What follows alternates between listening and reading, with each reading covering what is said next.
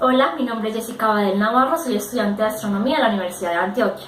Hoy voy a hablarles de las ciencias exactas y naturales en la televisión y la literatura como medio para llegar a más público.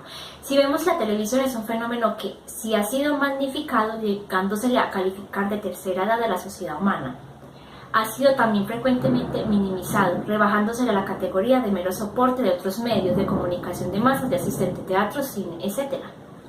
Y la literatura necesita de una transformación sustancial para convertirse en producto televisivo. Necesita de algo más que la pura aceptación del texto a la pequeña pantalla.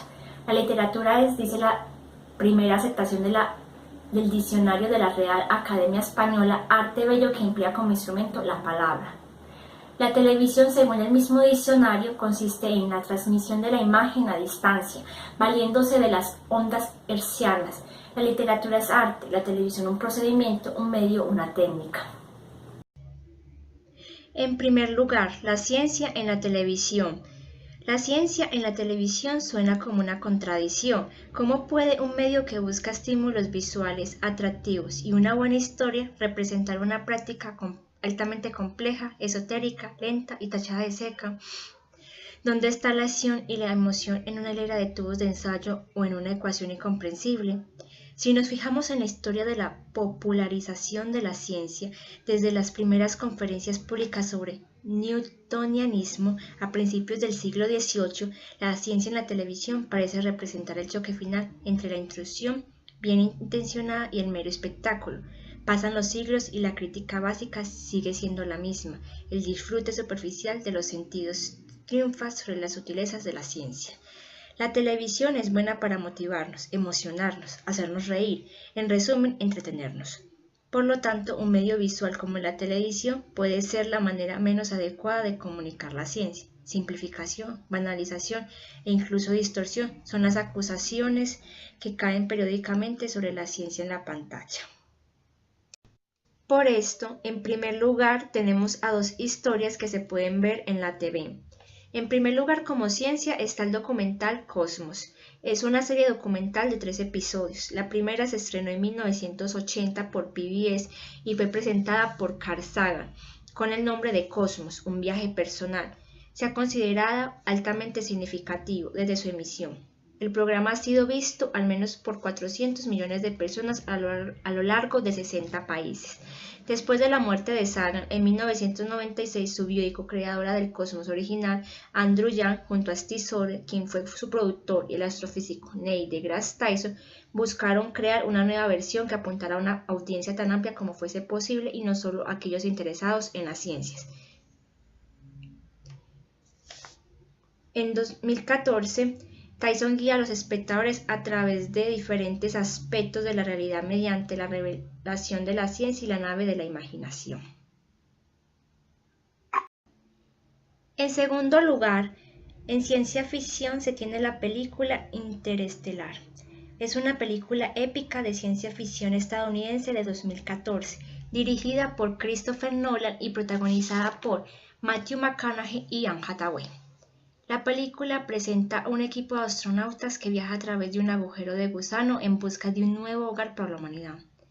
El físico teórico Kip Thorne fue asesor científico de la película para garantizar que las representaciones de los agujeros de gusano y de la relatividad fueran tan precisas como fuese posible. Para las representaciones de los agujeros de gusanos y el agujero negro, dijo, hablamos sobre cómo hacerlo y luego me puse a trabajar en las ecuaciones que permitían el rastreo de los rayos de luz, ya que viajaban a través de un agujero de gusano alrededor de un agujero negro, así que lo que ves está basado en las ecuaciones de la relatividad. En segundo lugar, la ciencia en la literatura. ¿Pueden la razón y la imaginación tener un punto de encuentro?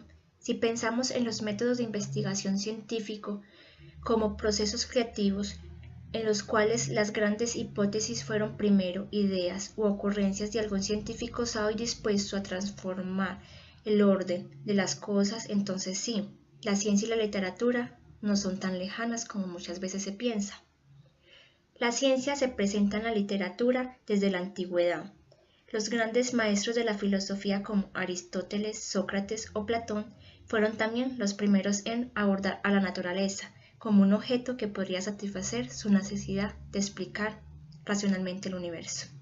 Y es que ambos, ciencia y letras, son campos del conocimiento, y como tales comparten el afán por descubrir, interpretar y transformar el espacio que habitan.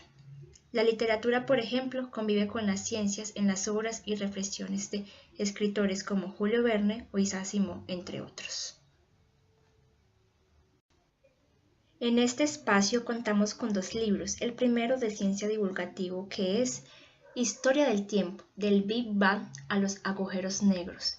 Es un libro de divulgación científica publicado en 1988 y escrito por el físico, teórico, astrofísico y cosmólogo británico Stephen Hawking y prologado por Carl Sagan. El libro nos explica varios temas de cosmología, entre otros, el Big Bang, los agujeros negros, los conos de luz y la teoría de las supercuerdas, al lector no especializado en el tema. Su principal objetivo es dar una visión general del tema, pero inusual para un libro de divulgación. También intenta explicar algo de matemáticas complejas. El segundo libro, y este es de ciencia ficción, tenemos a 2001, una odisea espacial. Es una novela de ciencia ficción escrita por Arthur C. Clarke, desarrollada en paralelo a la versión cinematográfica dirigida por Stanley Kubrick y publicada después del estreno del film. La historia se basa en varios cuentos de Clarke, principalmente El Centinela, escrito en 1948 para un concurso de la BBC y publicado en 1951 bajo el título Centinela de la Eternidad. El libro es un sobrecogedor viaje interestelar en busca de la evidencia de que el ser humano no está solo en el cosmos, una expedición a los confines del universo y a los del alma, en la que pasado, presente, futuro se amalgaman en un continuo enigmático. ¿Qué esencia última nos rige? ¿Qué lugar ocupa el hombre en el complejo entramado del infinito? ¿Qué es el tiempo, la vida, la muerte? Si nos ponemos a analizar, no podríamos elegir cuál es la mejor forma de divulgación de la ciencia. Los 2 medios en su estilo llegan a muchos públicos diferentes y su formato es completamente opuesto.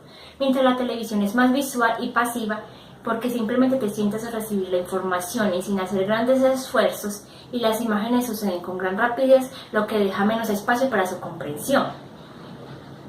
La literatura, por el contrario, permite mayor reposo. Cuando leemos nos obligamos a llenar vacíos en nuestra imaginación y el tiempo de la literatura no es una limitación, ya que se puede describir todo con mayor profundidad. Sea cual sea el formato que se escoja, es un gran logro para la ciencia que se da a conocer a mayor escala. Bueno, esto ha sido todo. Esperamos que les haya gustado mi video y si es así, no se olviden darle like.